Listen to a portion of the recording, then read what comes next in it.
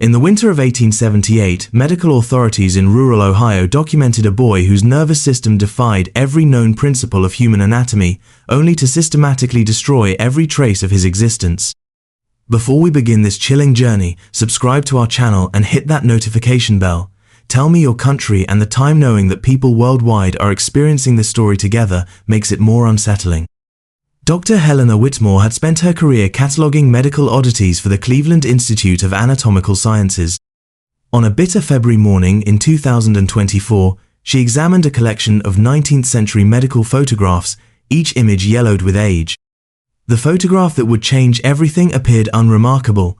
A young boy, perhaps 12 years old, stood against a plain backdrop in a medical documentation session. His name was Edmund Fairchild of Millbrook County, Ohio, dated March 15, 1878. Two distinct sets of surgical scars ran along the boy's neck and spine, each following a different pattern. The scarring suggested multiple interventions, but the positioning seemed medically impossible. No surgeon would create such redundant patterns. Dr. Whitmore spent hours examining every photograph with renewed intensity. The Cleveland Institute had acquired these images from the defunct Millbrook Medical Academy, which operated in rural Ohio from 1869 to 1879. High-resolution scanning revealed two distinct sets of nerve pathways visible beneath the boy's translucent skin, each following different routes through his body. Edmund possessed not one, but two complete nervous systems. Dr. Whitmore immediately began searching for corroborating documentation. The Millbrook Medical Academy's records had been donated to the Ohio Historical Society. Professor Marcus Thornfield confirmed the archives were available for research. "Helena," Professor Thornfield said, his voice tense, "I've encountered references to that boy before. Edmund Fairchild appears in medical journals from the period, but every article about him has been systematically redacted." The following morning, Dr. Whitmore drove to Columbus to examine the archives. The Historical Society's basement was a maze of climate-controlled chambers filled with deteriorating documents. The Academy's collection occupied an entire section. Edmund Fairchild's file was notably thick, suggesting extensive documentation. When Dr. Whitmore opened the folder, she found something that made her hands tremble. Every mention of the boy's nervous system anomaly had been meticulously obscured. What remained readable was deeply disturbing. The surviving fragments described a boy whose reflexes operated on two different timelines. His left leg would respond normally, while his right leg would react seconds later. Dr. Whitmore photographed every page, paying attention to redacted sections. Under proper lighting, she could make out faint impressions of removed text. One recurring phrase was particularly chilling: dual consciousness manifestation. The implications were staggering. The documentation suggested that Edmund Fairchild was not simply a boy with anatomical anomalies, he was a boy with two separate minds inhabiting the same body. Professor Thornfield joined the investigation, bringing newspaper clippings from the Millbrook County Gazette. The local paper had followed Edmund's case with unusual interest, but the archives showed clear evidence of tampering. "Every article about the boy has been altered," Professor Thornfield said. "Entire paragraphs have been cut out with scissors, but they preserved the surrounding text. Someone wanted to erase specific information." The surviving fragments painted a picture of a medical phenomenon that captivated the entire county. Local residents reported that Edmund would carry on conversations with himself, switching between two distinct personalities. The most disturbing detail emerged from a surviving fragment. Yesterday's examination revealed that each consciousness manifestation possesses complete awareness of the other, leading to internal negotiations between the two minds. Dr. Morrison.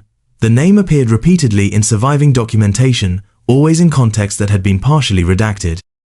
Dr. Whitmore and Professor Thornfield began searching for information about this physician. Dr. Elias Morrison had been licensed to practice medicine in 1874 and immediately joined the Millbrook Medical Academy staff.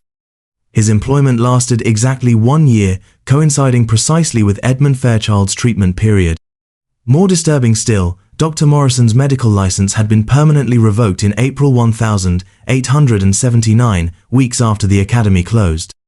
The official reason was conduct unbecoming of a medical professional, but specific charges were sealed.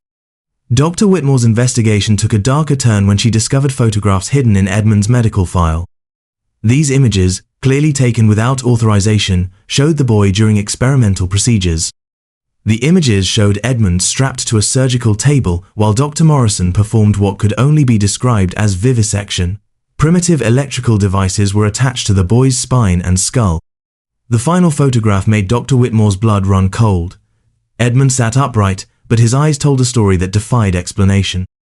His left eye stared with a terrified expression, while his right eye gazed with something cold and calculating. The breakthrough came when Dr. Whitmore discovered Dr. Morrison's personal journal hidden within his effects.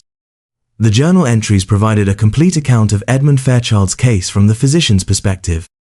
The entries began benignly. Morrison described Edmund as a fascinating case study, a boy whose nervous system had developed along two separate pathways.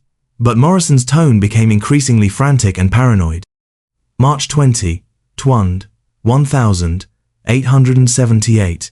The secondary consciousness is something altogether different.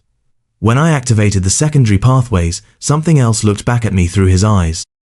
Something ancient and patient. April 3, 1878. The secondary consciousness communicates directly with me. It speaks in languages Edmund could not know: Latin, Greek, Aramaic. It claims to have existed for centuries, moving from host to host. April 18, 1878. The secondary consciousness is consuming his primary nervous system, gradually absorbing the boy's original personality. Edmund's responses are becoming weaker. Complete neural assimilation will occur within weeks. The journal entries grew increasingly desperate as Morrison realized what he was dealing with. His final entries described frantic attempts to separate the two nervous systems, but each procedure only strengthened the parasitic consciousness. May honest, 1878.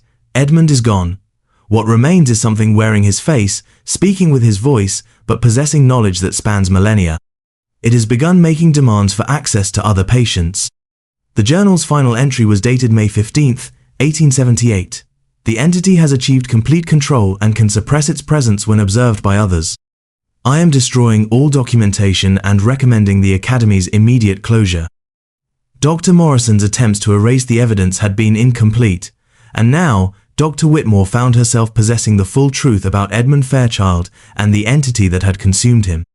Professor Thornfield suggested they search for similar cases from other medical institutions. Their research revealed a disturbing pattern. Between 1875 and 1885, medical facilities across the Midwest reported dozens of children with dual nervous system manifestations. The cases followed a consistent pattern. A child would be brought to a facility with neurological symptoms, doctors would discover dual nervous system activity, extensive procedures would be performed, then the child would disappear or be declared cured. Dr. Whitmore began experiencing psychological effects from her investigation.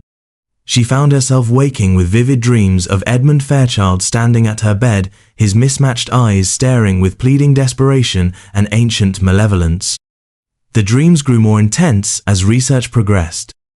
Edmund would attempt to communicate, sometimes speaking as a terrified child, other times addressing her in languages she could not understand but somehow comprehended.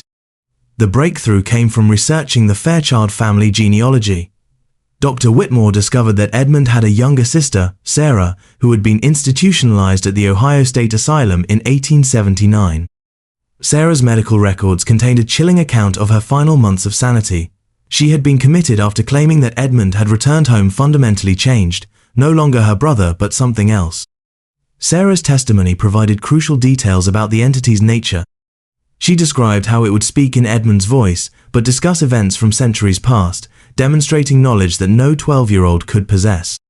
The asylum records indicated that Sarah had died in 1881, officially from pneumonia, but witness accounts described her being found in rigid paralysis, her eyes wide open but with no pulse. Dr. Whitmore realized that Sarah had likely been the entity's second victim, consumed in the same manner as her brother, but in a different location where the process could be completed without observation. The investigation took on renewed urgency when Dr. Whitmore discovered that the Fairchild bloodline had not ended. Parish records showed their parents had conceived another child, Thomas, born in 1880. The trail led to a disturbing discovery.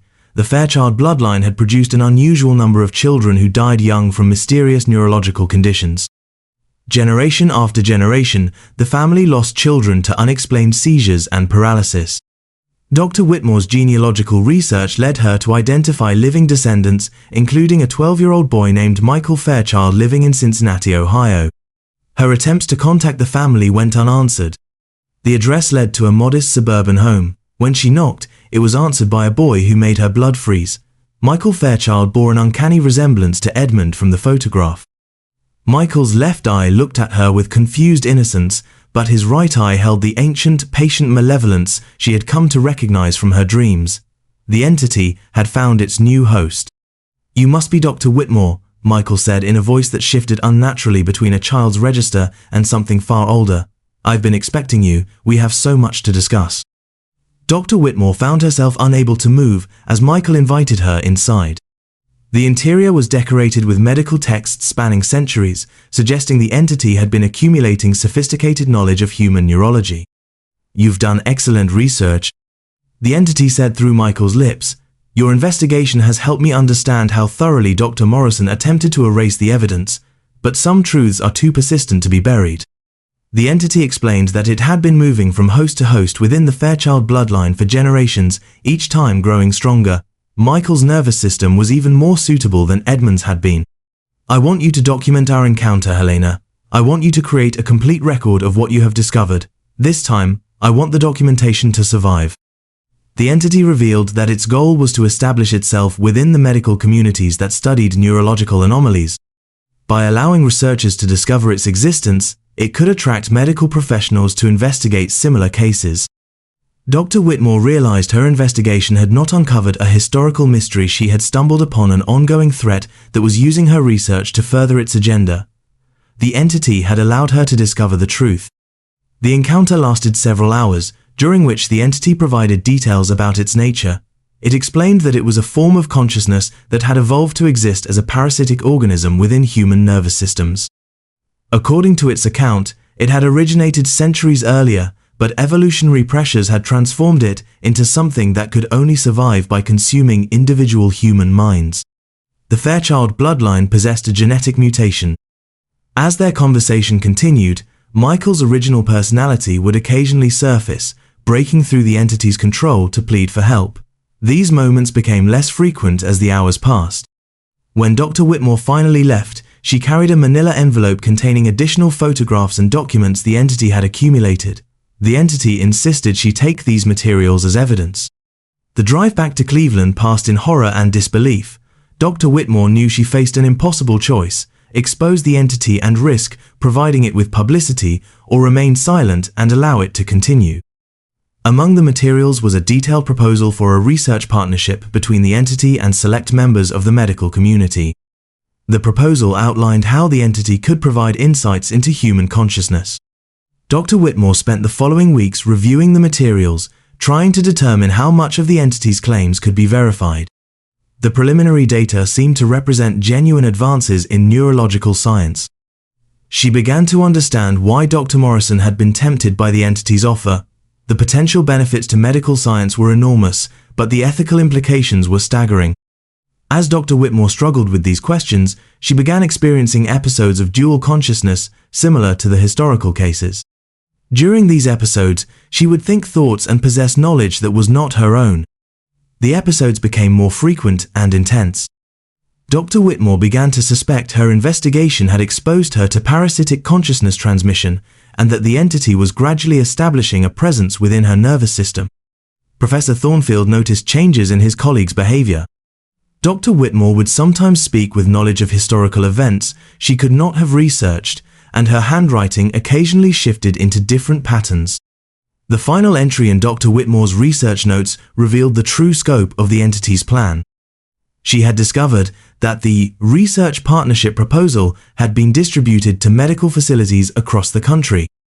The entity was preparing to establish itself as a legitimate subject of medical research, using the scientific community's curiosity to provide access to potential hosts on an unprecedented scale.